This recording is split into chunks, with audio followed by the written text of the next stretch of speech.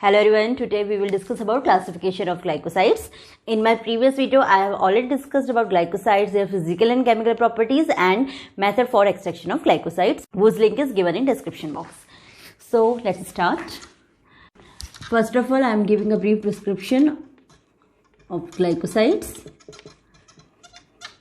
As I have already told you that glycosides are the complex organic compounds which are present in conjugation with sugar moiety in plants. Therefore, we can say that these glycosides are made up of two parts. It contains two parts. Number one, glycon part or glycon moiety. Glycon means sugar part. Yes, sugar moiety containing part. And second one is aglycon part or aglycon moiety. And this aglycon moiety may contain any phenolic group, coumarin group, steroidal moiety, etc., which I will discuss later on. And in glycosides, these glycon and aglycon part are present in conjugation with each other through a linkage. The linkage between these glycon and aglycon moiety is known as glycosidic linkage. Glycosidic linkage, okay. And the classification of glycosides can be done on different bases. First of all, they can be classified on the basis of type of sugar, type of glycon part present in glycosides. As I have already told you that in glycosides, different types of sugar may be present as a glycon moiety. For example, beta-D-glucose, rhamnose, mannose, fructose, etc. Although the most commonly found sugar in glycosides is beta-D-glucose, but other sugars may also be present as a glycon moiety. Okay. Secondly, these glycosides may be classified on the basis of chemical nature of aglycon moiety present in glycosides, or we can say these glycosides may be classified on the basis of types of aglycon moiety present in glycosides. Third classification can be done on the basis of type of glycosidic linkage in between glycon and aglycon part. जो भी इसमें ये glycosidic linkage इनके बीच में है वो किस type का लिंकेज है उसके बेसिस पे भी क्लासिफाई किया जा सकता है ग्लाइकोसाइड्स को. And fourth one is on the basis of therapeutic activity of aglycon moiety. As I already told you that in glycosides, aglycon part is responsible for their therapeutic activity, and glycon part do not possess any kind of therapeutic activity, but it helps in transportation and absorption of aglycon part on the site of action. Which type of therapeutic activity is being shown by aglycon part?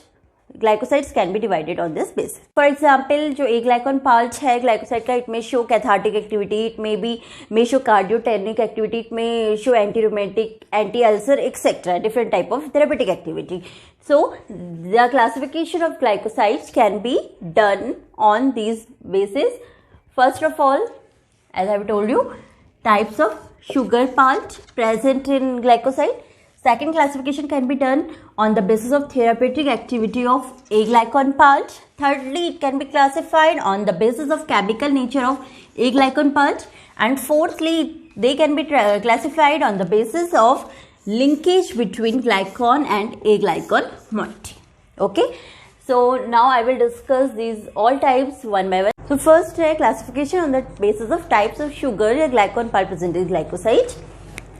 If glucose is present in glycon part, then this glycoside can be named as glucoside. If rhamnose is present as a sugar or glycon part in glycoside, it can be named as rhamnosides. If pentose is present as a glycon part, then it can be named as pentoside, etc. So here, on the basis of types of glycon moiety present in glycosides, glycosides can be classified as glucosides, rhamnosides, pentosides, etc. Glycosides can be classified on the basis of therapeutic activity of aglycon moiety present in glycoside. Okay. Here the name of different glycosides are assigned on the basis of therapeutic activity performed by aglycon part. For example, if aglycon moiety shows cardiotonic property, then they are named as cardiac glycosides. If it shows cathartic property, then it can be named as cathartic glycosides. If they show bitter property, then it can be named as bitter glycosides. Okay. So first one is cardiac glycosides. Cardiac glycosides are those glycosides which acts on heart. For example, digoxin and digitoxin, these both chemical constituent can be obtained from different species of digitalis. For example, digitalis lanata, digitalis purpura, etc. It belongs to family Scrophulariaceae. Second, cathartic glycosides. Cathartic are those which help in relieving constipation. Here the examples are sinusoids A and B. These both sinusoids can be obtained from different species of cassia, that is senna plant. For example, Cassia angustifolia, Cassia acutifolia, etc. It belongs to family Leguminosae. Third one is the bitter glycosides. Bitter are those which act as digestive, stomachic, etc. Here the example are gentiopecrin and amarogentin. These both chemical constituents are obtained from the plant gentian, that is Gentiana lutea, belongs to family Gentianaceae, etc.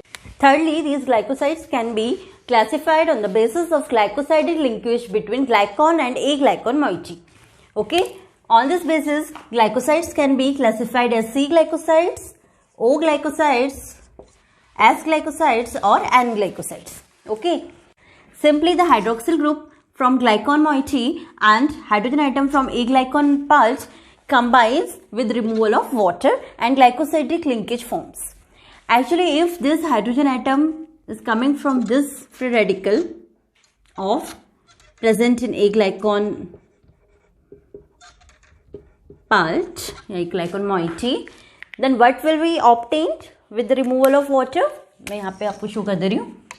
I'm showing it here. Glycon, what is left? Glycon,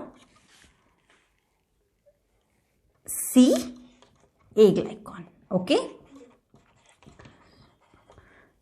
So this is C glycosides. If this hydrogen atom of aglycon pulse is coming from amino group, then with the removal of water, what is left? Glycon and aglycon.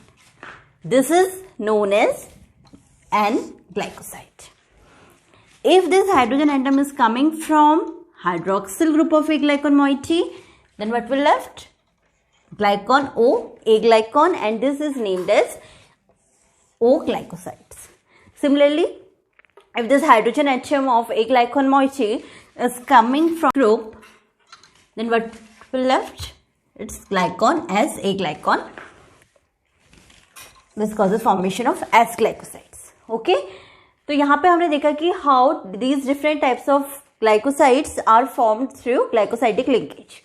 So this is the classification on the basis of glycosidic linkage present in between glycon and aglycon moiety of glycosides. According to this, these glycosides may be C glycosides if carbon atom is present in between glycon and aglycon moiety. They can be named as O glycoside if oxygen atom is present between aglycon and glycon pulse.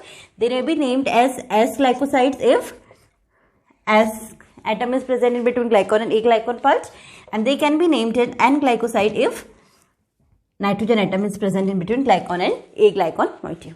It is clear? Now here I am taking some examples. Examples of C glycosides are cascarosides from cascara, aloin from aloe, etc. Digitoxin from digitalis is also an example of C glycosides. Next is the O glycoside. Example of O glycosides includes sinusoids from senna, etc. Actually, these O glycosides are very common in higher plants. For example, senna, rhubarb, etc. Third one is S glycosides. Here, these S glycosides are restricted to isothiocyanate glycosides. Example, Sinigrin, which is obtained from black mustard, is an example of S glycosides. Fourth one is N glycosides. The examples are nucleosides. Okay, this is all about classification of glycosides on the basis of linkage between glycon and aglycon moiety. Fourth one is classification on the basis of aglycon pulse. These glycosides can be classified on the basis of chemical nature of aglycon pulse present in glycosides. According to this, these glycosides are classified on 11 types. Number 1, anthraquinone or anthracene glycosides, sterol or cardiac glycosides, saponin glycosides, cyanogenetic or cyanophoric glycosides, isothiocyanate glycosides, flavanol glycosides, coumarin or furanocoumarin glycosides, aldehyde glycosides, phenol glycosides, steroidal glycoalkaloids, or glycosidal bitters or miscellaneous glycosides. Now I will discuss all of them one by one. Classification है on the basis of chemical nature of a glycon part. इसमें first है anthraquinone और anthracene glycosides. देखिए anthraquinone glycosides क्या होता है, जिसमें ग्लाइकॉन part तो कोई भी शुगर मॉइटी हो सकती है, लेकिन जो ए ग्लाइकॉन पार्ट है उसमें क्या होगी, आपकी एंथ्राक्विनोन रिंग प्रेजेंट होगी. ये एंथ्राक्विनोन मॉइटी, एंथ्राक्विनोन रिंग अलग अलग फॉर्म में प्रेजेंट होती है. लाइक वो उसमें जो है वो एंथ्राक्विनोन रिंग में methyl group, carboxy methyl group, hydroxy methyl group या कार्बोक्सिल ग्रुप एक्सेट्रा जो है आपका प्रेजेंट हो सकता है. ओके, अपार्ट फ्रॉम दिस जो एंथ्राक्विनोन रिंग है एज ए ग्लाइकॉन पार्ट, वो रिड्यूस्ड फॉर्म में भी इसमें प्रेजेंट हो सकती है. For example oxanthrone, anthranol, dianthrone etcetera. यहाँ पे जो मैंने एग्जाम्पल्स दिए हैं, तो ये एंथ्राक्विनोन रिंग है, जब इसका ये एंथ्रेनॉल में कन्वर्ट होती है, जो ऑक्सैंथ्रॉन है वो इसका एक इंटरमीडिएटरी प्रोडक्ट है. तो ये भी आपका एक ग्लाइकॉन पार्ट हो सकता है एंथ्राक्विनोन ग्लाइकोसाइड्स में. ओके, और ऐसा देखा गया है कि जो एंथ्राक्विनोन रिंग है, एंथ्राक्विनोन मॉइटी है, वो अपनी रिड्यूस्ड फॉर्म में ज़्यादा थेरेप्यूटिकली एक्टिव होती है as compare to this form. Now comes to example of anthraquinone glycosides. Example में हम ड्रग ले सकते हैं, इसमें सेना, रूबाब, एलॉय, कैस्करा एक्सेट्रा. हम मैं 2 एग्जाम्पल ले रही हूँ सेना, एलॉय. सेना में जो चीफ कंस्टिट्यूएंट है वो सेरोसाइट्स ए एंड बी, जो उसमें जो मेन ए ग्लाइकॉन मॉइटी प्रेजेंट होती है वो होती है एंथ्राक्विनोन रिंग. उसके अलावा जो एलॉय है उसमें डिफरेंट केमिकल कंस्टिट्यूएंट है, एलॉइन, एलॉइमेडिन एक्सेट्रा. उसमें भी जो मेन ए ग्लाइकॉन मॉइटी है वो एंथ्राक्विनोन रिंग है. दोनों ही आपके as a laxative purgative use होते हैं. इसके अलावा cascara, rhubarb etcetera are the examples of anthraquinone glycosides. Okay, next है कार्डियक और स्टेरॉयडल ग्लाइकोसाइड्स. इनको कार्डियक ग्लाइकोसाइड इसलिए कहा जाता है क्योंकि ये हार्ट में एक्ट करते हैं, कार्डियक एक्शन शो करते हैं. और स्टेरॉयडल ग्लाइकोसाइड इसलिए कहा जाता है क्योंकि ये इनमें मेन जो है एक ग्लाइकॉन पार्ट को स्टेरॉयडल मॉइटी होती है. ओके, तो स्टेरॉयडल ग्लाइकोसाइड से कार्डियक ग्लाइकोसाइड्स क्या होते हैं, ऐसे ग्लाइकोसाइड्स जिसमें एक ग्लाइकॉन पार्ट को स्टेरॉयडल मॉइटी होगी, यानी कि glycosides containing steroidal moiety as aglycone part. अब जो ये स्टेरॉयडल मॉइटी है, इसमें आइदर 23 कार्बन एटम प्रेजेंट होंगे और 24 कार्बन एटम प्रेजेंट होंगे इन स्टेरॉइड्स में. तो ये जो स्टेरॉयडल मॉइटी है, अगर इसमें 23 कार्बन प्रेजेंट होंगे तो इनको हम बोलते हैं कार्डिनोलाइट्स, और अगर इसमें 24 कार्बन प्रेजेंट होंगे तो ब्यूफाडाइनोलाइट्स इन्हें बोला जाता है. तो हम कह सकते हैं कि जो कार्डियक ग्लाइकोसाइड्स है वो 2 टाइप्स के होते हैं, कार्डिनोलाइट्स और bufadienolides, depending on the number of carbon present. ठीक है, अगर 23 कार्बन है तो they are known as cardenolides. अगर 24 कार्बन एटम प्रेजेंट है तो उनको हम बोलते हैं bufadienolides. Now comes to cardenolides. Cardenolides क्या होते हैं और ब्यूफाडाइनोलाइट्स क्या होते हैं, क्या डिफरेंस होता है. देखिए, जो कार्डिनोलाइट्स है वो 23 कार्बन कंटेनिंग कंपाउंड्स होते हैं, बिकॉज इनकी इसमें due to presence of 5 membered lactone ring. दोनों ही आपके कार्डिनोलाइट्स और ब्यूफाडाइनोलाइट्स दोनों ही आपके ग्लाइकोसाइड्स में जो एक ग्लाइकॉन मॉइटी है उसमें लैक्टोन रिंग प्रेजेंट होगी. लेकिन जो आपका कार्डिनोलाइट्स है उसमें 5 मेंबर्ड लैक्टोन रिंग प्रेजेंट होगी, और जो ब्यूफाडाइनोलाइट्स है उसमें आपकी 6 मेंबर्ड लैक्टोन रिंग प्रेजेंट होगी, जिसकी वजह से ये 23 कार्बन कंटेनिंग कंपाउंड्स होते हैं और ये 24 कार्बन कंटेनिंग कंपाउंड्स होते हैं. ओके, तो जो कार्डिनोलाइट्स होते हैं इसमें जो आपकी लैक्टोन रिंग है वो स्टेरॉयडल न्यूक्लियस से 17th पोजीशन से अटैच्ड होती है, यानी कि 17 पोजीशन के थ्रू ये जो आपकी लैक्टोन रिंग है ये स्टेरॉयडल न्यूक्लियस से अटैच्ड रहती है. जैसे कि हम यहाँ पे देख रहे हैं, तो रखा है कि जो लैक्टोन रिंग है वो स्टेरॉयडल न्यूक्लियस से 17th पोजीशन के थ्रू अटैच रहती है. एंड सेकेंडली जो इसमें शुगर पार्ट है, क्योंकि एक ग्लाइकोसाइड्स है तो इसमें ग्लाइकॉन और एक ग्लाइकॉन 2 पार्ट से मिलकर बना होगा. जो एक ग्लाइकॉन पार्ट है वो तो ये स्टेरॉयडल रिंग है, और जो ग्लाइकॉन पार्ट है शुगर है वो इसमें अटैच होता है mainly through this 3rd carbon atom. ठीक है, थ्रू बीटा लिंकेज ये C3 एटम से आपका ग्लाइकॉन पार्ट जो है इसमें अटैच रहता है. जो ग्लाइकॉन पार्ट है it may be any sugar like glucose, fructose, digitoxose, rhamnose etcetera. उसमें शुगर मॉइटी प्रेजेंट है, डिफरेंट टाइप की शुगर मॉइटी से प्रेजेंट हो सकती है, जैसे कि glucose, fructose, detox, rhamnose etcetera. Okay, और अगर हम बात करते हैं बिफाडाइनोलाइट्स की, तो उसमें क्या डिफरेंस होता है? देखिए, वहां पे भी जो आपका मतलब जो बिफाडाइनोलाइट्स ग्लाइकोसाइड्स हैं, उसमें भी क्या होगा, जो आपका 3 कार्बन एटम है, यहाँ पे से शुगर पार्ट अटैच होगा, यानी कि ग्लाइकॉन मॉइटी अटैच होगी, फर्स्ट ऑफ ऑल। सेकेंडली, जो लैक्टोन रिंग है वो सेम 17 बीटा पोजीशन से प्रेजेंट होगी। ठीक है, डिफरेंस क्या आएगा, जो कार्डिनोलाइट्स है यहाँ पे 5 मेंबर्ड लैक्टोन रिंग प्रेजेंट थी, instead of this 5 membered lactone ring, जो बिफाडाइनोलाइट्स हैं यहाँ पे क्या होगा, आपका 6 मेंबर्ड लैक्टोन रिंग प्रेजेंट होगी। Okay, this is only the difference between the structure of cardinolites and bufadinolites. 20, 21, 22, 23, 24. That is ये जो लैक्टोन रिंग, ये 24 कार्बन एटम कंटेनिंग कंपाउंड्स होंगे bufadinolites, ये हो गया bufadinolites। अगर यहाँ पे 5 मेंबर लैक्टोन रिंग होगी तो इसको हम बोलेंगे कार्डिनोलाइट्स। ओके, अब आते हैं हम इनके यूजेस पे, यानी कि थेरेपेटिक प्रॉपर्टीज पे। देखिए, मैंने आपको जैसे बताया कि कार्डिक ग्लाइकोसाइड्स इनको इसलिए बोला जाता है क्योंकि ये कार्डिक एक्शन शो करता है, ये हार्ट में एक्ट करता है। तो इसमें जैसे मैं यहाँ पे एग्जांपल देती हूँ, ये जनरली आपका कंजेस्टिव हार्ट फेलियर में यूज हो सकते हैं, जो कार्डिक ग्लाइकोसाइड्स हैं। सेकेंडली, दे में एक्ट एज कार्डियोटॉनिक की तरह एक्ट करते हैं। कैसे? कार्डियोटॉनिक कंपाउंड्स क्या होते हैं, जो फोर्स ऑफ कॉन्ट्रैक्शन को इंक्रीज करते हैं, तो they increase the force of systolic contraction. Okay, now comes to steroid, example of cardiac glycosides. Example में जो मोस्ट कॉमन कार्डिक ग्लाइकोसाइड्स हैं वो है ड्रग है डिजिटैलिस। डिजिटैलिस से डिफरेंट टाइप के केमिकल कंस्टिट्यूएंट्स में प्रेजेंट होते हैं। जो मेन केमिकल कंस्टिट्यूएंट है वो है digoxin and digitoxin,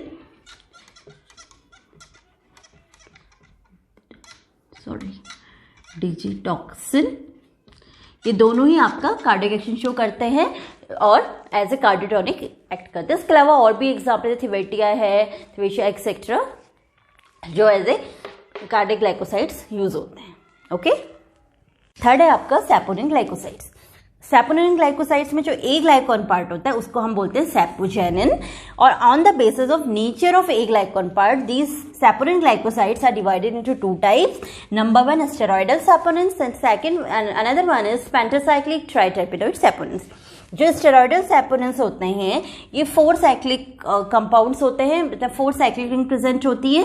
that's why they are also known as tetracyclic triterpenoid. Tetra word हम यूज करते हैं 4 के लिए, तो जैसे यहाँ पे दिख रहा है इसमें 4 साइक्लिक रिंग प्रेजेंट है, 1 2 3 4, that's why they are known as tetracyclic triterpenoid. And instead of this 4 cyclic ring अगर 5 रिंग प्रेजेंट होगी, 5 साइक्लिक रिंग प्रेजेंट होगी, 1 2 3 4 5, जैसा कि यहाँ पे है, तो हम इनको बोलेंगे पेंटासाइक्लिक ट्राइटर्पिनोइड्स। ओके, नेक्स्ट हम बात करते हैं सैपोनिन ग्लाइकोसाइड्स की प्रॉपर्टीज की। देखिए, सैपोनिन वर्ड का मीन्स है सोप लाइक। तो यहाँ पे जो सैपोनिन ग्लाइकोसाइड्स इनकी एक प्रॉपर्टी ये होती है कि आपका सोप लाइक प्रॉपर्टी या सोप लाइक एक्शन शो करते हैं।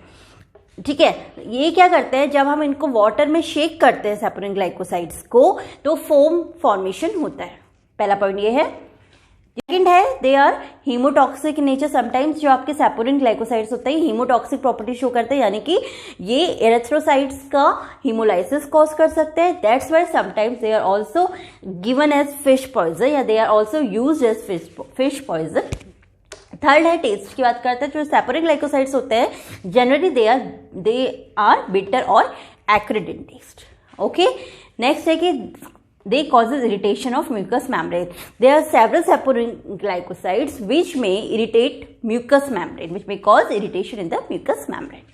Okay, now देखिए, जो सैपोजेनिन है, यानी कि जो ए ग्लाइकॉन पार्ट है जिसको हम सैपोजेनिन कहते हैं, ये बहुत से ऐसे सैपोनिन ग्लाइकोसाइड्स होते हैं जिसमें ए ग्लाइकॉन पार्ट हार्मफुल होता है।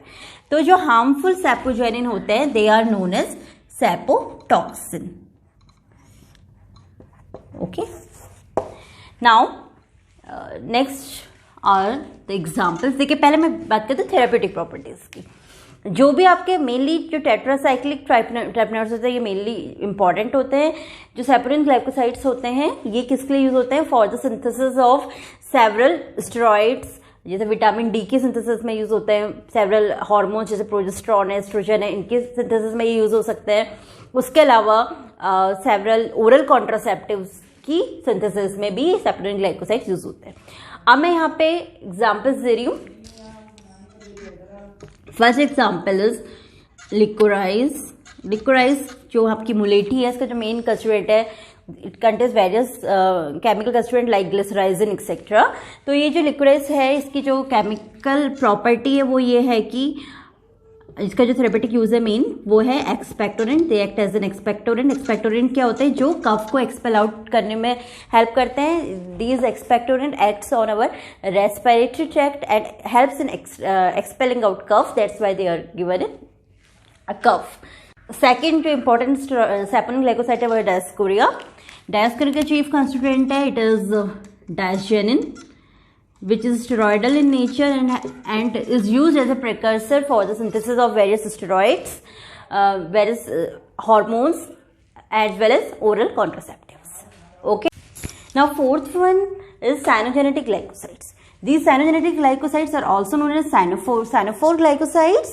इन ग्लाइकोसाइड्स में जो ए ग्लाइकॉन मॉइटी होती है वो क्या होती है आपकी, उसमें hydrocyanic acid that is CN group present होता है। एंड मोस्टली ये जो ग्लाइकोसाइड्स होते हैं इसमें ये कंटेन करते हैं मैंडेलोनाइट्राइल, जो कि नाइट्राइल होते हैं मैंडेलिक एसिड के डेरिवेटिव्स। ठीक है, mostly these glycosides contains derivative of mandelonitrile. ज्यादातर इनमें मैंडेलोनाइट्राइल के डेरिवेटिव ये कंटेन करते हैं और ये substances on hydrolysis they yields hydrocyanic acid and benzaldehyde. Okay, अब हम बात करते हैं इनके फार्मास्यूटिकल एप्लीकेशंस की। देखिए, most of these cyanogenetic glycosides are used as flavouring agent. Apart from this, they possess different pharmaceutical activities. They can be used for different pharmaceutical purposes. Now comes to example of cyanogenetic glycosides. First example is bitter almond. Its main constituent is amygdalin. It shows sedative property as well as its oil is used in demulcent skin lotion, as a demulcent in the skin lotion. And second example is prunicin, which is obtained from the drug wild cherry bark and it is used mainly as a flavoring agent.